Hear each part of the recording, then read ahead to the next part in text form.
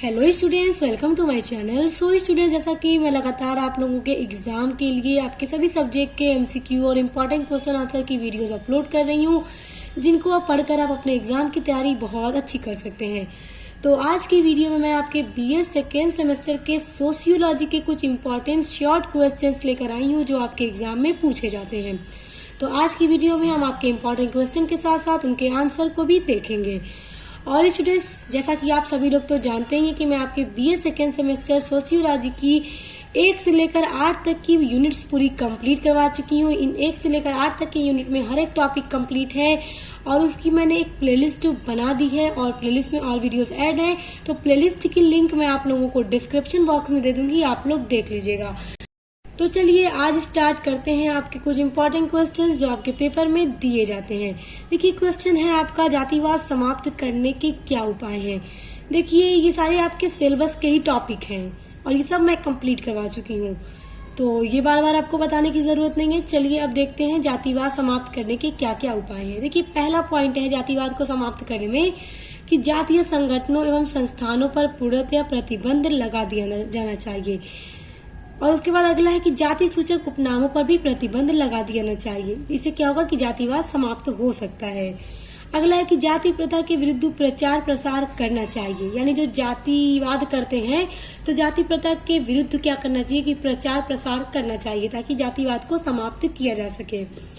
अगला है जातिगत आधार पर होने वाले चुनावों पर प्रतिबंध लगा दिया जाना चाहिए, यानी जातिगत के आधार पर जो चुनाव होते हैं उन पर भी प्रतिबंध लगा दिया जाना चाहिए। इससे जातिवाद को समाप्त किया जा सकता है। अगला इम्पोर्टेंट क्वेश्चन है आपका, सांप्रदायिकता से क्या आशय है। देखिए, ये सारे आपके टॉपिक हैं जो आपने पढ़ रखे हैं अपने सेकेंड सेमेस्टर में। देखिए, भारत में विभिन्न धर्मों के मानने वाले निवास करते हैं, इसलिए संविधान द्वारा भारत को धर्मनिरपेक्ष राज्य के रूप में मान्यता प्रदान की गई है।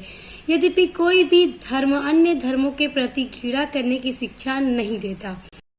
देखिए आगे, परंतु धर्मांध लोगों द्वारा अपने धर्म के अतिरंजित प्रचार के कारण कभी कभी सांप्रदायिकता उत्पन्न हो जाती है। यानी कोई भी धर्म तो किसी और धर्म से घृणा करने का आदेश नहीं देता। हर धर्म अपने धर्म में हर धर्म की इज्जत करने के बारे में बताता है, लेकिन कभी कभी क्या होता है कि अतिरंजित प्रचार के कारण कभी कभी क्या है, सांप्रदायिकता उत्पन्न हो जाती है। ऐसे ही लोग अन्य धर्मों एवं संप्रदायों के प्रति घृणा की भावनाओं को जन्म देते हैं और अपने धर्म एवं संप्रदाय को ही सर्वश्रेष्ठ समझते हैं। तो यही रीजन है कि अपने धर्म और अपने संप्रदाय को सबसे सर्वश्रेष्ठ समझने लगते हैं, तो समाज में सांप्रदायिकता उत्पन्न हो जाती है। बल्कि ये ऐसा नहीं कह रहा कि हर लोग करते हैं, यहाँ पे सिर्फ कुछ लोगों की बात कही जा रही है, क्योंकि बाकी कोई धर्म ऐसा नहीं है जो किसी और धर्म की धर्म का अपमान करे या किसी और धर्म को घृणा करने का आदेश दे। ऐसा कोई धर्म नहीं है। हर धर्म की इज्जत करता है, सम्मान करता है। तो ये सांप्रदायिकता से जुड़ी अगर प्रश्न आ जाए कि सांप्रदायिकता क्या है, तो ये आपका राइट आंसर है। इस तरह से आप आंसर लिखिएगा। आप देखिए, अब है आपका अगला इम्पोर्टेंट, शहर या नगर से क्या आशय है। देखिए, शहर हो या फिर नगर हो, दोनों एक ही बात है। अब इन दोनों से क्या आशय है, ये सभी टॉपिक आपके सिलेबस के अंदर है। देखिए, नगर या शहर से तात्पर्य ऐसे स्थान से है या ऐसी जगह से है जहाँ व्यक्ति कृषि के अलावा अन्य व्यवसायों में व्यस्त हो। नगरों की जनसंख्या बहुत अधिक होती है तथा आर्थिक, सामाजिक और सांस्कृतिक दृष्टि से यहाँ अधिक विषमता पाई जाती है। नगरीय जीवन जीने का अपना एक विशिष्ट ढंग होता है। अब देखिए, नगर क्या होता है। अगर हम बात करें ग्रामीण की, एक गांव की, तो गांव में क्या होता है कि ज्यादा से ज्यादा गांव में किसान रहते हैं और कृषि करते हैं और कृषि ही उनका एकमात्र व्यवसाय होता है। लेकिन शहर जो होता है, वहाँ पे कृषि के अलावा हमें अन्य व्यवसाय भी मिलते हैं कि नगर के लोग या शहर के लोग उन व्यवसायों को करते हैं, अलग अलग काम को करते हैं। यहाँ तक कि उद्योग धंधे भी बड़े बड़े शहरों में होते हैं। और देखिए, जो नगर की जनसंख्या होती है, गांव से अगर कंपेयर करें तो नगरों की संख्या बहुत ज्यादा होती है। और नगरों का जो जीवन होता है वो आर्थिक, सामाजिक और सांस्कृतिक दृष्टि से देखा जाए तो एकदम डिफरेंस होता है। यानी कि अगर नगर में जितने भी लोग रह रहे हैं, जितनी भी जनसंख्या है, तो आप ये नहीं देखेंगे कि सभी लोगों का जो रहने सहने का स्टाइल है वो सेम हो। लोगों में आपको डिफरेंसेस देखने को मिलेगा। और गाँव में हमें ये सब चीजें उतनी देखने को नहीं मिलती हैं, लेकिन नगरों में मिलती हैं। और नगरीय जीवन जीने का यानी नगरों में जीवन को जीने का अपना एक अलग स्टाइल होता है, एक विशिष्ट ढंग होता है। तो नगर क्या है, अगर आपसे ये प्रश्न पूछ दे तो आई होप आप अच्छे से लिख लेंगे। अब देखिए अगला है कि गांव का अर्थ लिखते हुए भारतीय ग्राम की विशेषताएं लिखिए। देखिए ये प्रश्न एग्जाम में अक्सर देखने को मिल जाता है और ये प्रश्न पूछता है क्योंकि बड़ा इंपॉर्टेंट ये क्वेश्चन है। तो आप लोग इसको नोट डाउन कर लीजिए, बहुत इंपॉर्टेंट है। देखिए गांव का अर्थ बताना है और फिर गांव की क्या क्या विशेषताएं हैं। देखिए गांव से हमारा तात्पर्य उस थोड़ी सी जनसंख्या वाले छोटे क्षेत्र से है जहां लोगों का मात्र व्यवसाय क्या है, कृषि है। मैंने अभी आपको बताया। और जनसंख्या का क्या होती है, एकदम थोड़ी सी होती है, मतलब नगरों की तरफ बड़ी बड़ी जनसंख्या गाँव में नहीं होती। और लोगों का एकमात्र व्यवसाय क्या है, कृषि होती है। लोग किसान होते हैं, कृषि करते हैं। तथा गांव नाम का प्रयोग किसानों की बस्तियों से ही किया जाता है। गांव है तो किसान होंगे। तो ये सिंपल सा आंसर है आपका, ये अब पेपर में पूछेगा तो आप इजीली लिख लेंगे। अब देखिए गांव की क्या क्या कैरेक्टरिस्टिक्स हैं, यानी क्या क्या विशेषताएं हैं। देखिए पहला है कि गांव के छोटे आकार होने के कारण प्रत्येक व्यक्ति एक दूसरे से व्यक्तिगत रूप से जानता है। देखिए ये विशेषता बड़ी इम्पोर्टेंट है क्योंकि गांव क्या है, छोटे छोटे गांव होते हैं तो कम जनसंख्या होती है, तो लोग अपने गांव के लोगों को ना बड़े इजीली आसानी से जानते रहते, सबसे लोग परिचय होते हैं। अब बताइए इतना बड़ा नगर हो और इतने सारे लोग हो, जनसंख्या इतनी ज्यादा हो, तो क्या हम सभी लोगों को जानेंगे कि यहाँ पे कौन कौन रह रहा है, किस तरह से रह रहा है, कैसी जिंदगी गुजार रहा है। हम सिर्फ अपने आसपास के लोग जो हमारे नेबर्स होंगे उन्हीं को थोड़ा बहुत जानेंगे, दूर दूर तक लोगों को नहीं जानेंगे। और गांव छोटा होता है तो लोग आसानी से सभी लोगों से परिचित होते हैं, सभी को जानते रहते हैं। देखिए दूसरा है कि गांव में औपचारिक संबंधों का अभाव होता है। औपचारिक संबंध क्या होता है ये मैं आपको समझा चुकी थी जब मैं ये वाली यूनिट्स कंप्लीट करवा रही थी।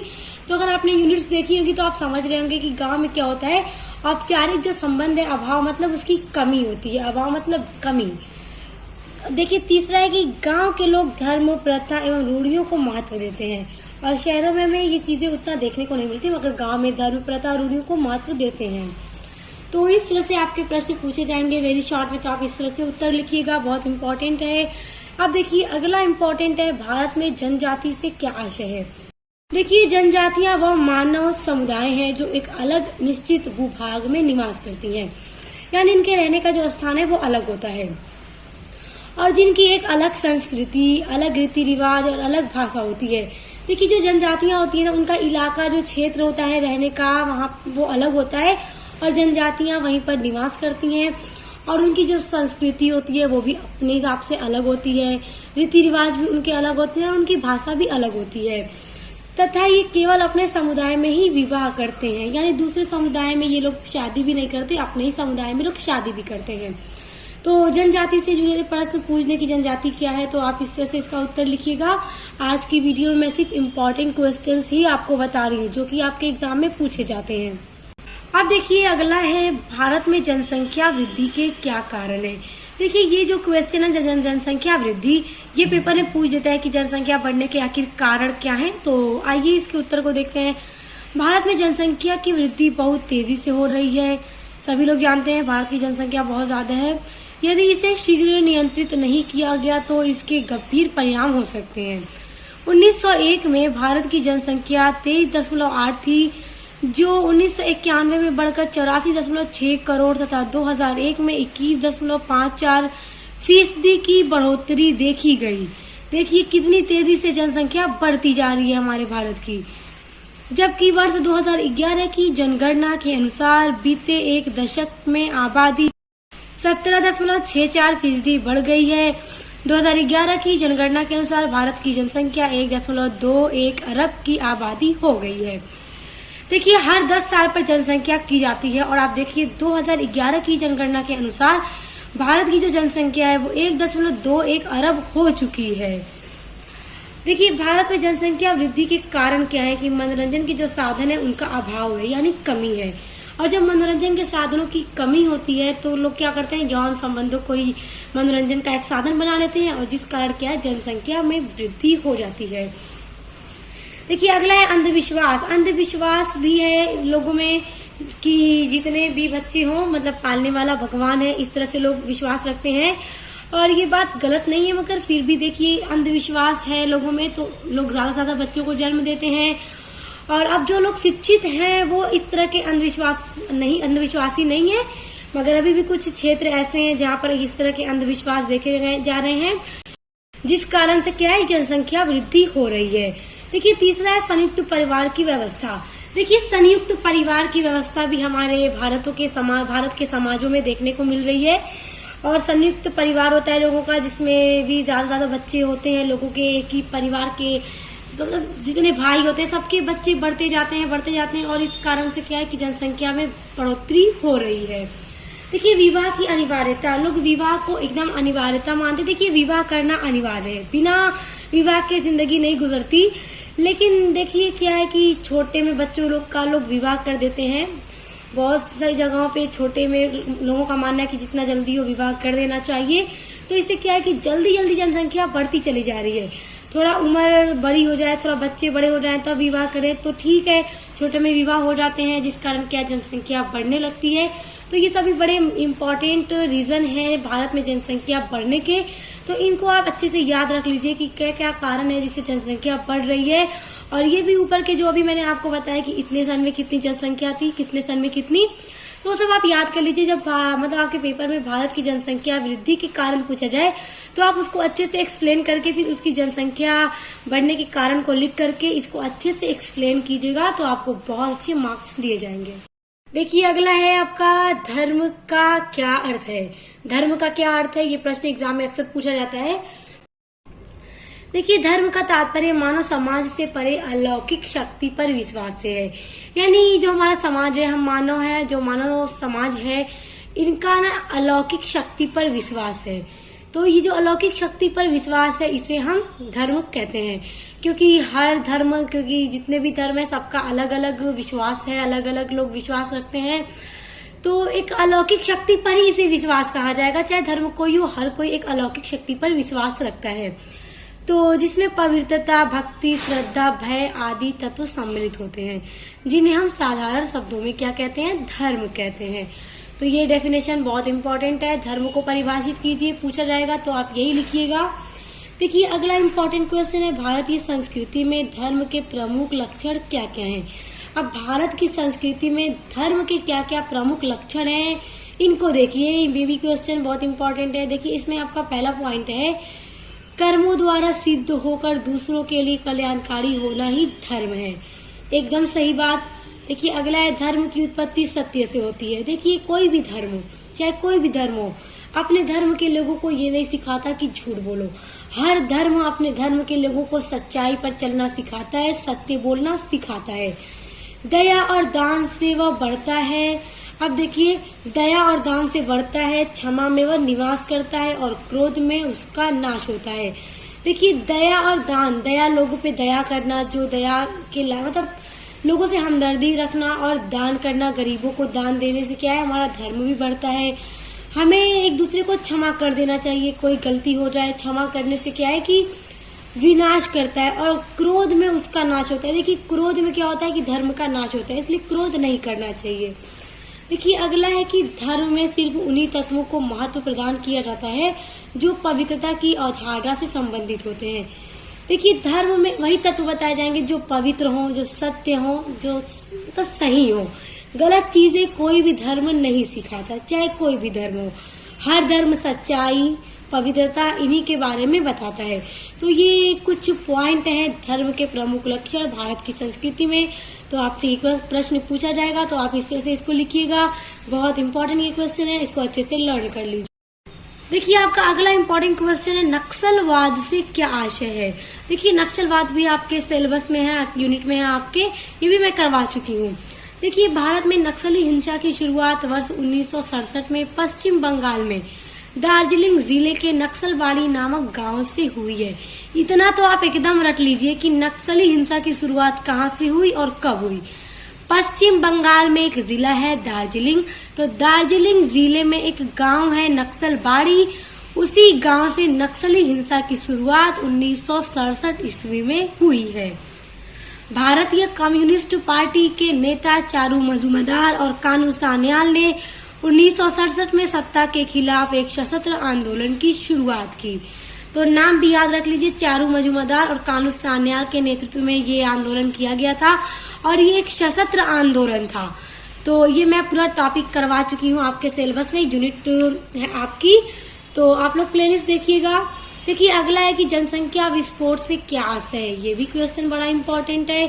जनसंख्या विस्फोट क्या होता है? देखिए जब किसी देश की जनसंख्या में मृत्यु दर की कमी होती है लेकिन जन्म दर में वृद्धि होती है, इस कारण देश की जनसंख्या में तेजी से वृद्धि होती है, इसी वृद्धि को जनसंख्या विस्फोट कहा जाता है। समझ में आया? देखिए नहीं आया तो एक बार और बता देती हूँ। देखिए जब कोई देश है जहाँ पर जो मृत्यु दर है उसमें कमी है, यानी उस देश में मृत्यु कम हो रही है, अगर जनगणना के अनुसार देखा जाए तो मृत्यु कम हो रही है और जन्म दर क्या है, बढ़ा जा रहा है, यानी पैदाइश बच्चों की होती जा रही है और मृत्यु दर कम हो गई। तो इससे क्या होगा कि मृत्यु दर कम हो गई और जन्म दर बढ़ गई, तो इससे क्या है कि उस देश में जनसंख्या बढ़ती चली जाएगी और जब जनसंख्या इस तरह से बढ़ने लगती है तो उसी को जनसंख्या विस्फोट कहा जाता है।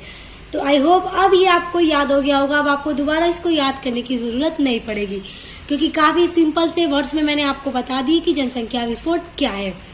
तो आज के वीडियो के कुछ ये इम्पोर्टेंट छोटे छोटे क्वेश्चन आंसर थे जो आपके एग्जाम में पूछे जाते हैं, तो आप इनको अच्छे से लर्न कर लीजिए। और स्टूडेंट्स देखिए, अगर आप अपने बीए सेकेंड सेमेस्टर में इंग्लिश लिटरेचर पढ़ते हैं या कार्यालय हिंदी और कंप्यूटर पढ़ते हैं तो इन दोनों सब्जेक्ट के भी मैं लगातार इंपॉर्टेंट क्वेश्चन आंसर की वीडियोस अपलोड कर रही हूँ, ऑब्जेक्टिव टाइप क्वेश्चंस की वीडियोस अपलोड कर रही हूँ और उनके मॉडल पेपर भी अपलोड किए हुए हैं। तो आप उन सभी वीडियोस के लिए भी चैनल पर विजिट कर लीजिएगा। तो अब मिलते हैं नेक्स्ट वीडियो के